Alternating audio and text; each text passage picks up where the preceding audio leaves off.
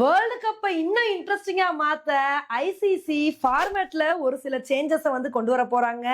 அது என்ன சேஞ்சஸ் அப்படின்றதான் இன்னைக்கு நம்ம வீடியோல தெளிவா பார்க்க போறோம். இப்பெல்லாம் T20 வேர்ல்டு கப்ல சூப்பர் 8 ஃபார்மேட் தான் வந்திருக்கு. மொத்தம் 20 டீம் இருக்கும். அந்த 20 டீமை 4 குரூப்பா பிரிப்பாங்க. அதுல ஃபர்ஸ்ட் 2 இடத்த பிடிக்கிற டீம் தான் சூப்பர் 8க்கு குவாலிஃபை ஆகும். ஆனா இப்ப T20 வேர்ல்டு கப்ல சூப்பர் 10 ஃபார்மேட்டை கொண்டு வர போறாங்க. இத சொன்ன உடனே அது எப்படி சாத்தியமாகும் அப்படின்னு தானே யோசிக்கிறீங்க. மொத்தம் 20 டீம் இருக்காங்களா? இந்த 20 டீமை ஒவ்வொரு டீமுக்கும் 4 குரூப்னு சொல்லி மொத்தம் பாத்தீங்கன்னா 5 குரூப்பா பிரிப்பாங்க. இந்த 5 குரூப்ல ஒவ்வொரு குரூப்லயும் எங்க 2 டீம் பெஸ்டா, எந்த 2 டீம் ஃபர்ஸ்ட் 2 பிளேஸ பிடிக்கிறாங்களோ அவங்க சூப்பர் 10க்கு குவாலிஃபை ஆவாங்க. சூப்பர் 10ல என்ன நடக்கும் அப்படின்னா 2 குரூப்பா பிரிச்சு ஒவ்வொரு குரூப்லயும் 5 டீமை போட்டு அதுக்கப்புறம் பாத்தீங்கன்னா டோர்னமெண்ட் நடக்கும். இந்த மாதிரி நடக்கிறது T20 வேர்ல்டு கப்பை இன்னுமே இன்ட்ரெஸ்ட் ஆக்குங்க. ஏன்னா இப்பெல்லாம் T20 வேர்ல்டு கப்ல எப்படி இருக்குன்னு பாத்தீங்கன்னா குரூப் ஸ்டேஜ்ல தான் நிறைய மேட்சஸ் நடக்குது. அந்த மேட்ச் எல்லாம் அந்த அளவுக்கு இன்ட்ரெஸ்டிங்கா இருக்க மாட்டேங்குது. குரூப் ஸ்டேஜுக்கு அப்புறம் நடக்கிற சூப்பர் 8 மேட்சஸ் தான் இன்ட்ரெஸ்டிங்கா இருக்கு.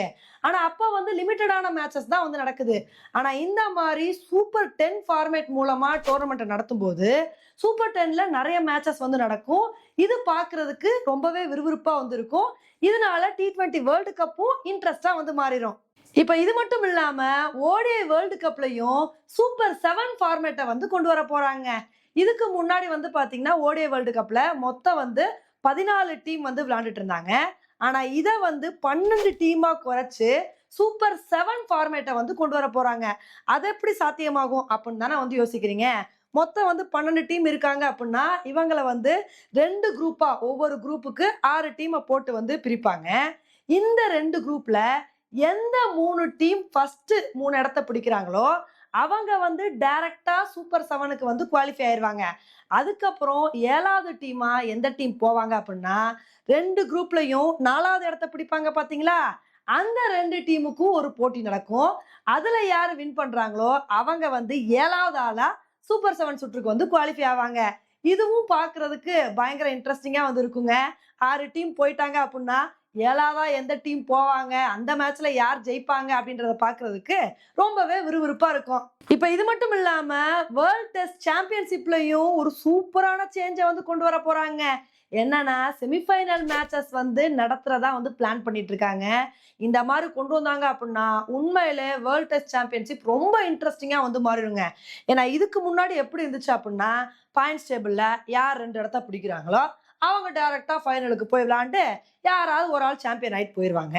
ஆனா இப்ப இந்த மாதிரி செமிஃபைனல் மேட்சஸ் நடத்தும் போது இன்னுமே வேர்ல்ட் டெஸ்ட் சாம்பியன்ஷிப் ரொம்ப இன்ட்ரெஸ்டிங்கா இருக்கும். இது பாக்குறதுக்கும் நல்லா இருக்கும். இந்த மாதிரி ஒட்டுமொத்த வேர்ல்டு கப் டோர்னமெண்ட் எல்லாத்தையுமே இன்ட்ரெஸ்டிங்கா மாத்தணும் அப்படின்னு சொல்லிட்டு நிறைய சேஞ்சஸ் கொண்டு வர போறாங்க. இப்ப இந்த சேஞ்சஸை பத்தி நீங்க என்ன நினைக்கிறீங்க? இப்ப இந்த சேஞ்சஸ்னால வேர்ல்டு கப் விறுவிறுப்பா மாறும் நினைக்கிறீங்களா? இல்லப்பா பழைய சேஞ்சே பழையசே நல்லா தான் இருக்கு. எதுக்கு இந்த சேஞ்ச் கொண்டு வரணும்னு நீங்க ஃபீல் பண்றீங்களா? உங்களோட கருத்து என்ன அப்படின்றத மறக்காம கமெண்ட் பண்ணுங்க. இதே மாதிரி இன்னொரு வீடியோல உங்களை மீட் பண்றேன். Bye friends.